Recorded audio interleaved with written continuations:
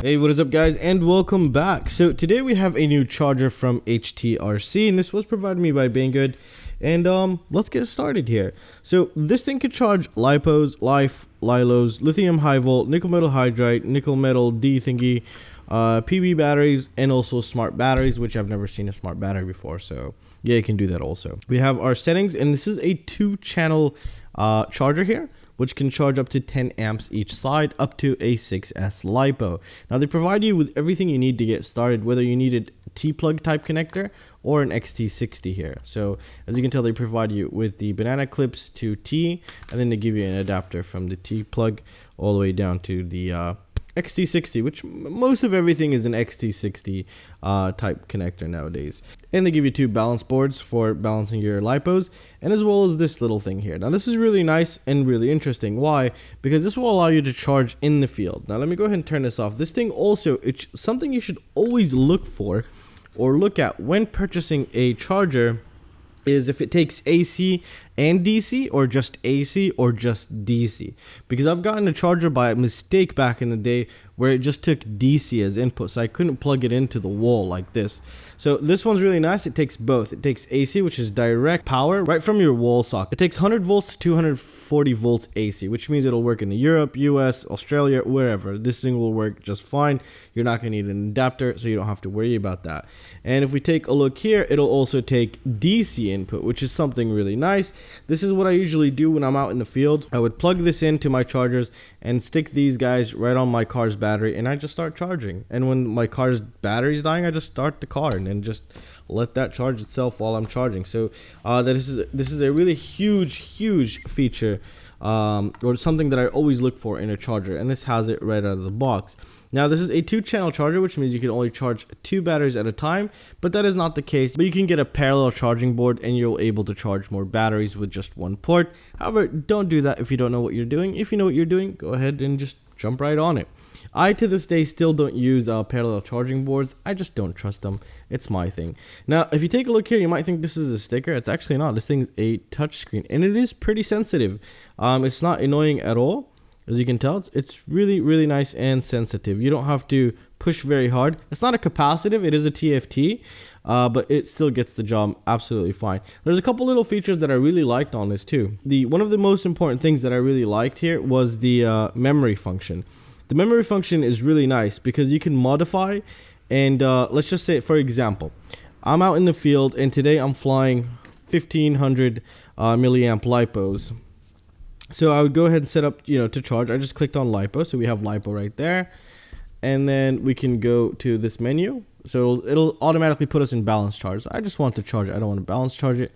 It's a 4S. I like charging at 3 amps. So also you can hold that, so that's really nice. You don't have to keep clicking it. So 3 amps. End voltage to charge. If you wanted to charge 4.3, you can do that, but I don't recommend you do that. Now this is the interesting part. So I know I have, for example, today 5 batteries that I'm going to fly, which are 1500 milliamps. So I'm going to be charging these quite often. So what you can do is you can immediately start or go to save, and you can save it to any of these profiles. So I can just save it right here. I'll click save, and now throughout my day while I'm charging, I can just go back to the memory and click this one and click start, and it just starts charging right away. Now obviously it won't charge because there's nothing connected. And again, you need to take note what channel you're on. So you can choose the channel from up here. So right now we're on channel 1, and this would be channel 2. So let's go ahead and set up channel 2 real quick. The memory works for both, which is really nice. You don't have to specify memory for each one. They give you 6 slots, so that should be plenty enough for most people. I know it's plenty enough for me, and I take a lot of things to fly with when I go out flying and testing stuff. So that's more than enough for me. And this is going to be coming with me also on my trips. It just gives me a little extra charger because I never do parallel charging in the field because it's too risky when I have my goggles on and I'm not paying attention to it. All right, so now I've plugged in a battery, as you can tell right there, Xt60. So I can just go to memory, and then it was this one here, and I'll just start. And it'll start charging. Now this can charge up to 10 amps maximum, and it gives you a really nice graph. And if you wanted to check each cell, you can go ahead and click that, and you can go back. Now you can't get out of this. The only way you can get out of this is go to channel 1 to start charging the other thing you wanted to. But here you're stuck with this. Now the initialization process is kind of strange. It'll start charging. The fan will turn on, as you can hear that right now. It'll dip low, and then the fan will stop and then it'll restart again. There we go. That's what just happened right now. So right now you'll see this line dip. Sometimes you'll see it dip just depending. It was kind of weird. Yeah, there we go. So it stopped charging now. It made sure, I guess, everything is okay. Everything is working. It's like a pre-charge check something. They're doing something in here, and then it'll start charging again. But after that, it'll just keep going. So that's something that I noticed here. It's kind of nice. The fan is really loud though. I can tell you that right now. I don't know how loud you guys are gonna hear it, but it is pretty loud. So we're gonna finish that there. Now also you can do the same thing with discharging. So I want to discharge this to 3.2 volts. It's a 4S. I want to discharge at 2 amps. So 2 amps is the maximum discharge for a LiPo. So instead of save, so I'm gonna, let's just say I came home with 4 more batteries, and instead of just clicking start, I can just go ahead and save it. I'll save it to that one. There we go. And then I could just always come from memory, click it, and just start. And now I'm discharging the battery here, which is it's a really nice feature. Actually, it's very loud too. So yeah, you can do storage charge. There you go. And you can do that as well. So here we go. Let's do storage, and it'll start the process of storage. I really like this. It's really nice. So PB, I think this is PB batteries. They're not lead acid batteries. I forgot what PB batteries were for actually. But anyways, you got nickel metal hydride. You just have everything here, which is really nice. High volt batteries. It's already set for you on the end voltage. You can even do that through the LiPo. If you know what your end voltage is, you can really set that up to what you want, and it'll allow you to go over. But you know, don't really play with this if you don't know what you're doing.